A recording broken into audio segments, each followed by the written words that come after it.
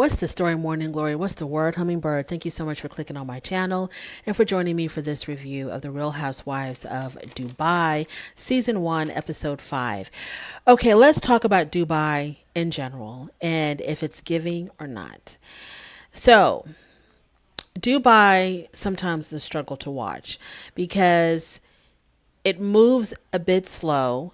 I think the women are so focused on putting on a show, putting on a character that we're not really seeing these women for who they really are. They're very much like, oh, let me just act like a very rich woman. I know they're rich, they're wealthy or whatever, but they constantly are putting on this air of, I don't know what it is about these women in Dubai. They're constantly putting on this persona of, um, I'm rich and I'm wealthy and I have this and I have that. And in Dubai, we do this and in Dubai, we do that. And it's just kind of like fake or some, I don't know what is going on with these Dubai women. I cannot quite put my finger on it, but it gets exhausting to watch. And it's like, can y'all just be real for 1 minute? Just for 1 minute, be real. Show us who you really are. The ones who have it the worst is they all have it pretty bad, but Caroline Banks, I don't care for her character. Maybe as a human being, she's okay. But the character that she puts on in this show, I don't really care for it. Stanberry is okay to me because no one, I just can't imagine someone acting this hard around the edges, this coarse. And that's exactly what she is. I don't know. She thinks that she's very cultured, very traveled, very intelligent. But the things that she says, she's very rough around the edges. Lisa, to me, is like, oh, like she tries to play that Betty Boop role, and sometimes it gets very irritating to me. She's like, oh, I'm so pretty, I'm so cute, but I have my own business, and my husband really loves me, and it's just like that little cutesy little girl thing. I don't know if that's how she really is, or if this is a show that she's putting on. I have no idea. Ayan is constantly giving. I don't know if Ayan is trying to. Ayan is funny. That's one thing I gotta say about Ayan. Her sense of humor kind of balances off this whole supermodel. I'm so beautiful, I can't take it. I'm so beautiful, you can't take it.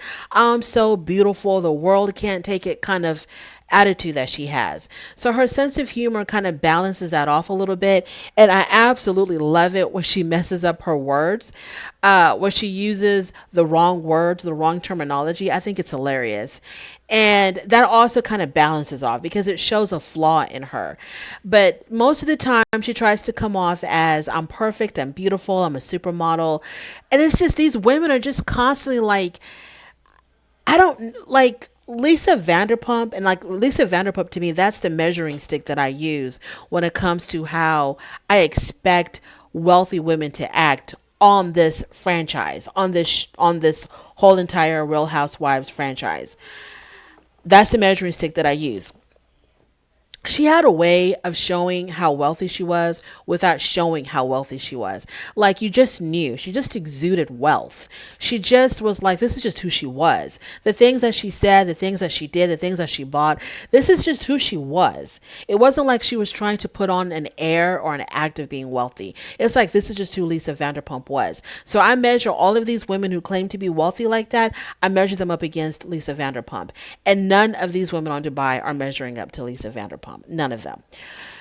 I only want to talk about the stuff that stuck out. Caroline Banks. Caroline Banks is hosting a ski event in Dubai at this place called Ski Dubai. And it's an indoor winter wonderland kind of place with it's like real snow. It's like really cold. It's like a real ski resort type of place, but it's indoors and it's in the middle of the mall in the middle of Dubai, as she said.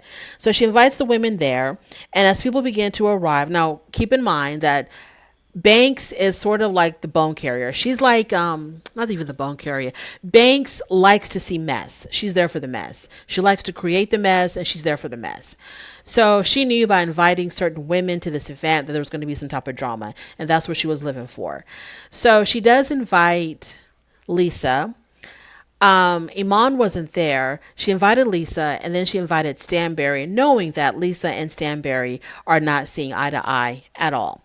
So as the people begin to arrive, she drops the bomb on Lisa that Stanberry was also invited. And Lisa kind of just like, stopped in her tracks. She had no idea that she was going to be confronting or having to face Stanberry at this event.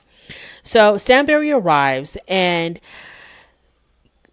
Banks wanted everybody to wear the same jackets, the same ski gear. I don't know what it was.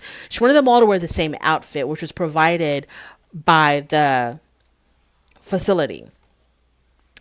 So she wanted them all to dress alike. And Stanberry wasn't having it. She wasn't going to dress in whatever outfit Banks wanted everybody to dress in. And Lisa gets involved and Lisa's all like, just go ahead and do it. It's no big deal. Just put on the damn jacket like the rest of us. That's what she wants us to do. So just do it. It's not a big deal. And Stanberry was like, I will not do it because I don't want to do it. And in her confessional, Stanberry talks about how, she's like a damn near professional skier. And so she has all of her own ski clothes. And how would it look if she goes to some ski event and she has to wear, used ski clothes provided by the facility when she's got, closet full of ski clothes. Like, she just doesn't do that. So she wasn't going to wear what everybody else was wearing. And so I was like, Lisa, leave that woman alone.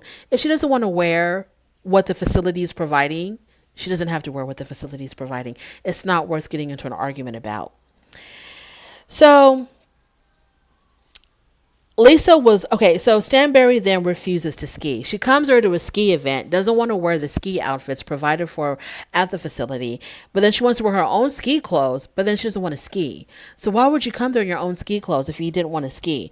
She doesn't want to ski because she thinks it's beneath her to ski on those Ski Dubai baby slopes, because she considers herself like a very advanced skier who, I don't know if she missed her chance in the Olympics or what, but she considers herself really high up there as a skier, with her skiing skills. So to go up and down these baby slopes at Ski Dubai, no, that just wasn't for her. So she says she only really showed up at this event to meet Phaedra anyway. Moving on from there, Ayan has a birthday party or birthday dinner, and her son's birthday are on the same day or a few hours apart or something like that. So her and her son are celebrating their birthdays together. She's invited everybody to the birthday dinner, and she makes her grand entrance in this really pretty red outfit that was custom made by some designer over there in Dubai, and it was actually gifted to her. It was a really beautiful outfit, a beautiful dress. So they talk about how whenever Ayan shows up at someone's home, she brings a gift. She brought a goat for Lisa. She brought lemons for Stanberry. She bought something else for either Nina or Sarah. I'm not sure. No, she bought a goat for Lisa. She bought lemons for Banks, not Stanberry. She bought lemons for Banks. All this stuff. But then Stanberry chirps in and says, well, I never got a gift. I didn't get anything. To make it seem, to kind of call out Ayan for, not giving her a gift. Moving on from there. So then Stanberry is having a conversation with Sergio, who's sitting across the table from her. And she starts telling Sergio that she does not want to sit with family at the engagement dinner because they're going to have an engagement dinner. Her friends from the United States are going to be coming over. Her family will also be coming over as well. And her family will be staying with her and Sergio for a couple of days until the wedding. So they're going to have an engagement dinner, and Sergio wants them to sit with family. And Stanberry tells Sergio, I'm not going to sit with my family or your family for that matter, because I'm going to already have enough of them with them living in our home, and we're already going to have to sit with them at the wedding. So for the engagement dinner, I want to sit with my friends who've traveled all the way from LA for this wedding, and I'd rather sit with them, go out with them, and party with them. So I'm not going to sit with family. So Nina is there as well, and she tries to convince Stanberry, you need to sit with your family at the engagement dinner because you don't see your family very often. It's a very important event. It's important to Sergio. Just go ahead and sit with your family for a few minutes and then you can go mingle with your friends. And Stanberry is like, no, I don't want to do that. I am not doing that. I do not want to sit with my family. And then in her confessional, she says how she only talks to her family like twice or three times a year. That's how distant she is with her family. So they're going back and forth with the whole sitting with the family thing. And then she lets it slip out. Oh, Nina says it's tradition to sit with your family at the engagement dinner, just like it's tradition. You know, you're getting married and that's a traditional thing that you're doing. So it's also traditional to sit with your family. And Stanberry says, well, I didn't want to get married in the first place. And then the whole table just went silent. Like, excuse me, what? She actually said that. She goes, I didn't want to get married in the first place. So I was just like, you don't want to get married. You don't want to have children. You don't want to sit with your family. You talk about how you don't like family in general. Like, what is wrong with you? Oh, you're like the devil's spawn. And Sergio, this is what you signed up for. This is what you want. Because Sergio, him having children is a deal breaker. If they don't have children, he doesn't want to be married to her. He really wants to have his own children. So you're marrying like the coldest, one of the most cold-hearted women to ever grace our television sets. This is the woman that you're going to be marrying. This is the woman that you want as the mother of your children. And she's telling you that she doesn't want to have kids. She doesn't like family. She doesn't even want to be around her own family. And you want to be married to this woman? Like, what? I was just flabbergasted. I was absolutely flabbergasted. So then to lighten the mood, Ayan's son makes a toast and he dedicates it to his mother. And it was very, very sweet. And then the camera panned back at Sergio and it looked like Sergio was having some serious second thoughts about the choices he's made in his life, i.e. Stanberry. That is my review. Thank you so much for joining me. It was very lackluster because I think the episode was very lackluster, but I'm doing what I can. If you made it this far, I really do appreciate it. On your way out, don't forget to rate the video. If you like this content, please subscribe, and I'll definitely talk to you later. Bye.